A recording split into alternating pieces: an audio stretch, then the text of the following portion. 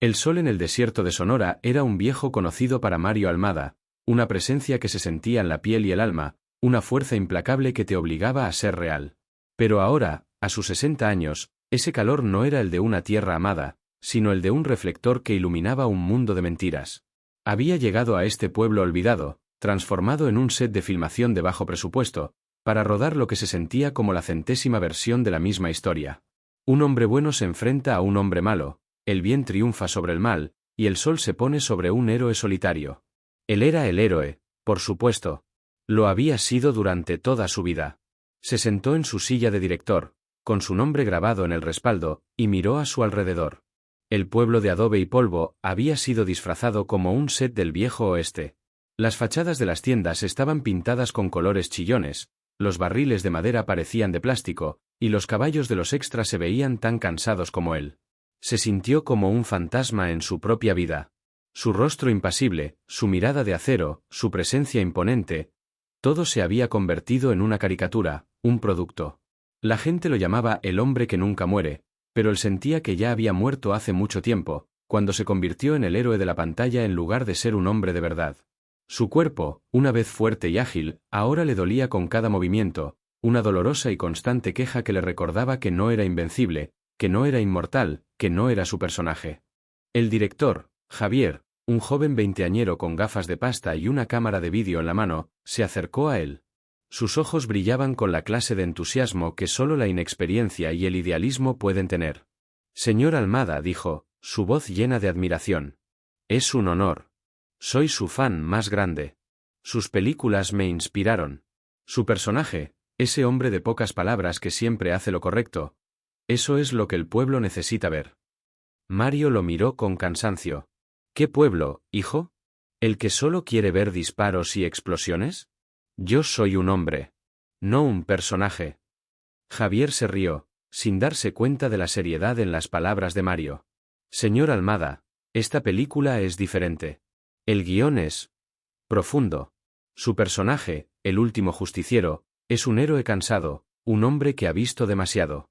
Su hermano muere a manos de un hombre con una cicatriz en la cara por un mapa que esconde un tesoro. Pero el verdadero tesoro es la justicia, ¿verdad? El guión dice que tiene que llorar en la escena de la muerte de su hermano. Es un momento crucial. Mario se rió, una risa seca y sin humor. Mis personajes no lloran. Ellos actúan. Ellos hacen justicia. Se negó a fingir un dolor que no sentía. Su dolor era más profundo, más real que cualquier cosa que el guión pudiera describir. Era el dolor de la repetición, de la monotonía, de la vida que se había convertido en un cliché. Él, el hombre de la tierra, el hombre que no sabía actuar, se había convertido en un actor, y no le gustaba lo que veía. Él anhelaba la autenticidad. Se puso de pie, su físico cansado pero su presencia imponente. El sol de la tarde le daba en la cara, proyectando una sombra larga detrás de él. Se sentía tan solo como en una de sus películas, pero esta vez, no era una actuación. Miró a la gente a su alrededor, los extras, con sus rostros llenos de emoción falsa, los técnicos, con sus cámaras y sus luces, el joven director, con su idealismo. Todos ellos estaban en un mundo de fantasía, un mundo que Mario había creado. Y por un momento, se preguntó si alguna vez podría escapar. La primera escena del día era un tiroteo en una tienda. El tendero de la película, interpretado por un anciano actor de reparto del pueblo, debía morir en un tiroteo. Pero antes de que pudieran filmar la primera toma, un grito rompió el silencio del set.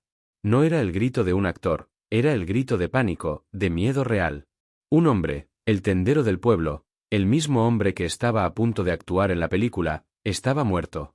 Javier, el joven director, se puso pálido. La muerte del tendero era la misma muerte que su guión había escrito para un personaje secundario. Esto es imposible, susurró. Pero Mario Almada no estaba pensando en la película. Estaba pensando en la mirada en los ojos del hombre muerto. No era la mirada vacía de un actor, era la mirada de alguien que había visto la muerte de cerca. Y por primera vez en años, Mario se sintió vivo de nuevo. La policía del pueblo llegó tarde, y actuó como si ya supieran quién lo había hecho. No les interesaba la verdad, solo querían cerrar el caso.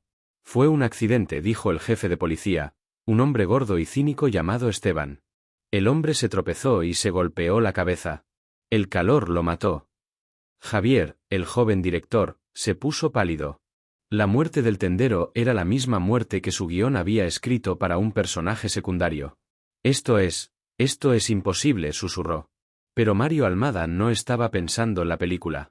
Estaba pensando en la mirada en los ojos del hombre muerto. No era la mirada vacía de un actor, era la mirada de alguien que había visto la muerte de cerca. Y por primera vez en años, Mario se sintió vivo de nuevo. La policía del pueblo llegó tarde, y actuó como si ya supieran quién lo había hecho. No les interesaba la verdad, solo querían cerrar el caso. Fue un accidente, dijo el jefe de policía, un hombre gordo y cínico llamado Esteban. El hombre se tropezó y se golpeó la cabeza. El calor lo mató. Javier, el joven director, se puso pálido. La muerte del tendero era la misma muerte que su guión había escrito para un personaje secundario. Esto es imposible, susurró. Pero Mario Almada no estaba pensando en la película. Estaba pensando en la mirada en los ojos del hombre muerto. No era la mirada vacía de un actor, era la mirada de alguien que había visto la muerte de cerca. Y por primera vez en años, Mario se sintió vivo de nuevo. La muerte del tendero no fue una escena de película. El cuerpo no era un maniquí, y la sangre no era jarabe de maíz. Era la realidad, cruda y brutal, y Mario se dio cuenta de que no podía ignorarla. El joven director Javier le rogó que se mantuviera alejado de la policía, que no creara un escándalo. Usted es una leyenda, señor Almada, le dijo Javier, pero esto es la vida real. La gente no tiene un guión. Mario le miró con sus ojos de acero. El guión, le dijo, es la excusa. Un hombre tiene que hacer lo que es correcto. Mario se dirigió a la estación de policía del pueblo, una estructura de madera desvencijada que parecía más un set de filmación que un lugar de justicia. El jefe de policía, un hombre gordo y cínico llamado Esteban, lo miró de arriba sun. Así que el gran actor ha venido a interpretar al detective, se burló. Váyase a su hotel, señor Almada. Déjenos a los profesionales. Pero Mario no se movió. Le mostró la navaja de su padre, un simple gesto que simbolizaba la verdad en un mundo de mentiras. No estoy buscando fama, le dijo. Estoy buscando la verdad. Y la verdad no tiene precio. La investigación de Mario lo llevó a un bar oscuro y apestoso. El dueño del bar, un hombre con una cicatriz en la cara, lo miró con sospecha. No he visto nada, dijo. Nadie vio nada. Pero Mario no lo creyó. Se sentó en la barra, pidió una cerveza, y esperó. Y esperó. Finalmente, un hombre borracho, un exminero con los ojos llenos de miedo, se sentó a su lado. No dijo nada, solo se sirvió otra bebida. Mario le puso un par de billetes en la mesa. Dime lo que viste, le susurró. Y el hombre, que no podía mentirle a Mario Almada, el hombre que había visto la pantalla 100 veces, le contó una historia. La historia que le contó el exminero era la misma que el guión de la película de Javier. El tendero había sido asesinado por un hombre con una cicatriz en la cara, y el motivo era un mapa. Un mapa de una mina de plata que, según los rumores, había sido sellada durante décadas. Un mapa que el tendero, un hombre de pocas palabras, había guardado durante toda su vida. Y ahora, el mapa había desaparecido. Mario sintió un escalofrío. No era una coincidencia. Alguien real, estaba siguiendo el guión, paso a paso. Mario no le dijo nada a Javier, ni a la policía. Se subió a un viejo camión y condujo hasta el pueblo de la mina, un lugar que se sentía como un fantasma del pasado. El aire estaba pesado con el olor a polvo y óxido. La gente del pueblo, ancianos con los ojos tristes, lo miraban con sorpresa, como si estuvieran viendo a un fantasma. Él era el héroe de sus películas, y ahora, en la vida real, estaba aquí, buscando la verdad. Se dirigió a la mina abandonada. Una boca negra en la ladera de una colina. La intuición de Mario, que había sido su guía en tantas películas, ahora era su única luz en la oscuridad. Dentro de la mina, Mario no encontró oro ni plata, sino al asesino. El hombre con la cicatriz en la cara, un antiguo socio del tendero. Creí que solo eras un actor, se burló el hombre. Que solo sabías disparar en la pantalla. Pero Mario no dijo nada. Se quedó quieto, su mirada más penetrante que nunca. Él no necesitaba gritar ni pelear. Solo necesitaba ser. El hombre con la cicatriz lo atacó, pero Mario, con la velocidad y la gracia que había perfeccionado durante décadas de escenas de lucha, lo desarmó. Y cuando lo tuvo acorralado, No le preguntó por el mapa. Le preguntó por la verdad. El hombre con la cicatriz le confesó todo. El tendero no había sido asesinado por un mapa de plata, sino por un secreto. Un secreto que la mina guardaba, un secreto de corrupción y traición.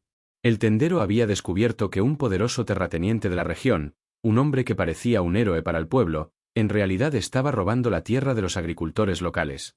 El mapa no era de una mina de plata, sino un mapa de la tierra que el terrateniente había robado.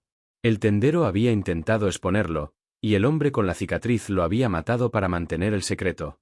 Mario se dio cuenta de que el guión de la película de Javier no era una coincidencia.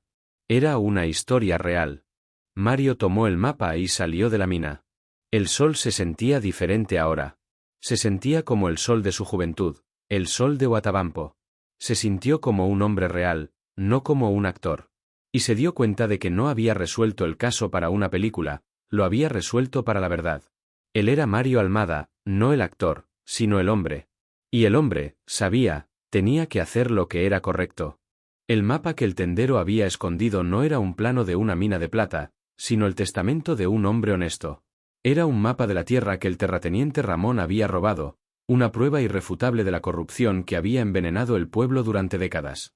Mario sabía que no podía ir a la policía local, porque el jefe, Esteban, era la mano derecha de Ramón. Se sentía como en una película de suspenso, donde el héroe debe enfrentar al villano principal sin un arma, solo con su ingenio y la verdad. Mario condujo su viejo camión hasta la mansión de Ramón, una fortaleza de piedra que se alzaba sobre la colina, dominando el pueblo. El sol se estaba poniendo, tiñendo el cielo de naranja y rojo. Era un final de película perfecto. Un mayordomo con un traje elegante lo recibió con una sonrisa sospechosa. El señor Ramón no recibe visitas, dijo. Mario solo lo miró. Esa mirada, la que había congelado a cientos de villanos en la pantalla, fue suficiente. El mayordomo se hizo a un lado. Ramón, un hombre en sus 60 con una sonrisa falsa y ojos vacíos, lo recibió en su oficina. La habitación estaba llena de muebles de madera oscura, una biblioteca de libros que no había leído y un retrato de su familia en la pared. Así que el gran actor ha venido a la vida real, se rió Ramón. Te diré algo, Mario. La vida real no es un guión. No siempre gana el bueno. Tengo la verdad, dijo Mario. Y a veces, eso es suficiente. Porque tengo copias, continuó, inclinándose un poco. Tengo a un hombre esperando mi llamada. Un periodista de la ciudad que sabe lo que está pasando. Un hombre que creció viendo mis películas y que cree en la justicia. Ramón se quedó helado. La sonrisa falsa había desaparecido por completo, reemplazada por el pánico. La policía no era el problema. Los jueces no eran el problema. El problema era el hombre que se había sentado frente a él. Él era la única persona en el mundo que podía exponerlo a la luz, que podía convertir su historia en un guión. Ramón no podía lidiar con la verdad. Él solo podía lidiar con el poder. Y ahora, el poder no estaba de su lado. El poder estaba del lado del hombre que había interpretado a un héroe en la pantalla. Mario no era un detective de la policía. Él era una leyenda. Y las leyendas no necesitan pruebas. Mario había contactado a un periodista de una gran ciudad, un hombre que había admirado sus películas toda su vida. Le había enviado una copia del mapa y una carta anónima, explicando el caso y la corrupción del terrateniente. El periodista, al ver el mapa, entendió la historia. Y al ver que el mapa era idéntico al guión de la película de Javier, se dio cuenta de que el mundo real y el mundo de Mario Almada se habían encontrado. Mario lo había hecho. Había usado su propia fama y su propia historia para exponer la verdad. La policía de la ciudad, alertada por el periodista, llegó al pueblo. El jefe de policía, Esteban, se rió al principio. Esto es ridículo, dijo. Un actor y un periodista locos. Vuelvan a sus vidas falsas. Pero cuando vieron el mapa, la sonrisa se les borró de la cara. Y cuando se dieron cuenta de que Mario Almada era la persona que había expuesto a uno de los hombres más poderosos de la región, supieron que no podían ignorarlo. Esteban fue arrestado, y el terrateniente Ramón fue encarcelado. El pueblo tuvo su justicia. Mario no era un héroe. Él era un hombre. Pero un hombre que, con su honestidad y su coraje, hizo lo que nadie más pudo. Él había demostrado que la justicia no era solo un concepto de película. Era una elección. Javier lo miró con admiración. Señor Almada, le dijo, usted es el verdadero héroe. Usted es el último justiciero. Mario no dijo nada. Solo se subió a su camión y se alejó. Su trabajo estaba hecho. No como un actor, sino como un hombre. Mario Almada miró por la ventana del camión. El polvo de la carretera se levantaba detrás de él. El sol se sentía como un viejo amigo. Se puso el sombrero y la chaqueta de cuero, su uniforme de trabajo. Y se dio cuenta de que la vida, al igual que una película, a veces te da un guión, pero siempre te da la oportunidad de ser el héroe de tu propia historia. Y él, Mario Almada, había hecho lo que se suponía que debía hacer. Se había convertido en un héroe. En la vida real.